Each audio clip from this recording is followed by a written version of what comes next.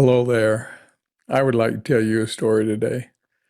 Back in 1967, a new TV show, Dragnet, used this opening line. The story you are about to see is true. The names have been changed to protect the innocent. Well, my stories are true also. This story is about my Irish mission experiences and unique things I saw there. I won't be talking about the church or gospel principles. Those would be more appropriate in a different venue. So let's get started. This is a map of Ireland. Ireland is a wonderful place. It's full of history and interesting places to see. For instance, only Ireland has a Blarney stone. You probably know Ireland is actually two countries, Northern Ireland, part of the United Kingdom, and the Republic of Ireland in the south, usually just called Ireland or Southern Ireland. Since Ireland is an island, it has many interesting coastal sites, such as cliffs, castles, and harbors. This is one of the most famous, Galway Bay, thanks to the song. Bing Crosby made it famous in America. While there, I learned to love Irish music. This is a picture of Limerick showing King John's Castle by the River Shannon. This is the Dunluce Castle, located on the northern coast of Northern Ireland. This is the White Rocks and Wishing Arch in Northern Ireland. This is Carrickfergus Castle. This is the Giant's Causeway on the Northern Ireland coast. And this is the Cliffs of Moher and the small castle that's on top. There are also several other castles throughout Ireland, not just the coastal ones. This one is the Dromoland Castle, and I believe it is a private residence. This is a famous castle, the Rock of Cashel. It is supposed to be the site where the King of Munster was converted by St. Patrick. It was the traditional seat of the kings of Munster for several hundred years before the Normans invaded. This is Blarney Castle, where the Blarney Stone is.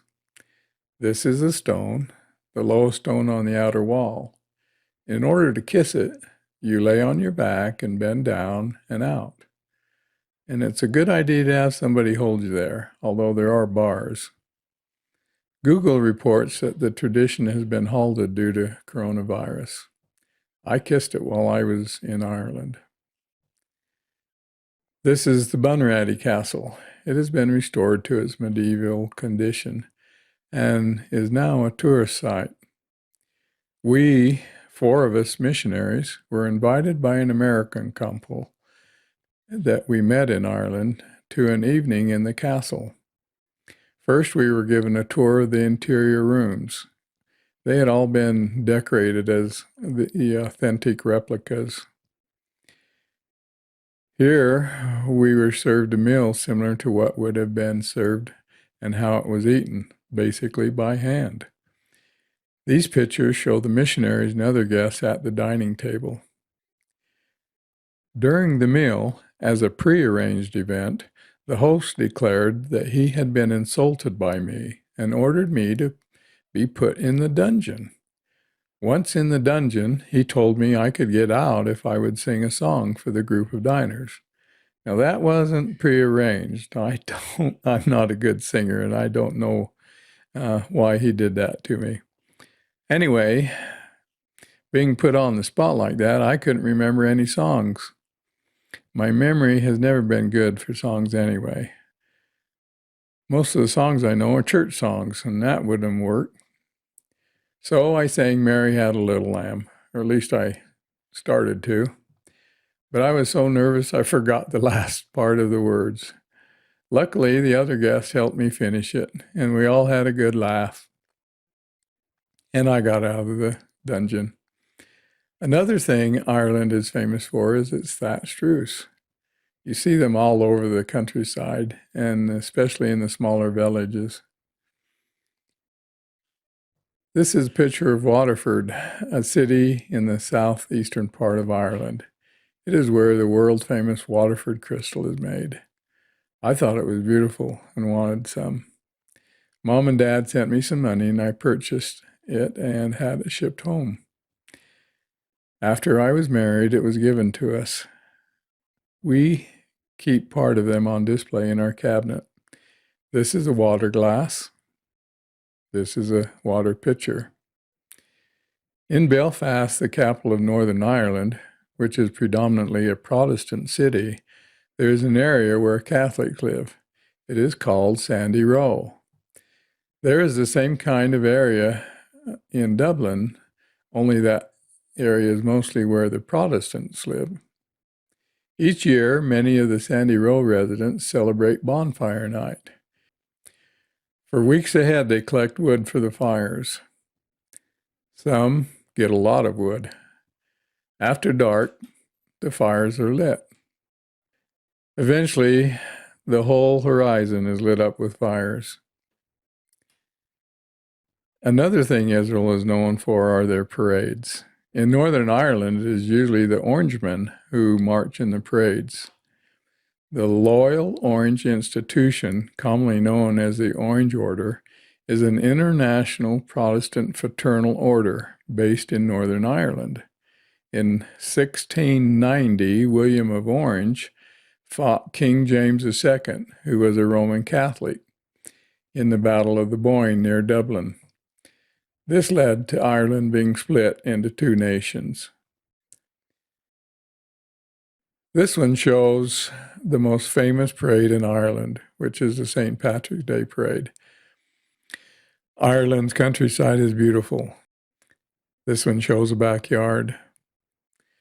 This one shows trees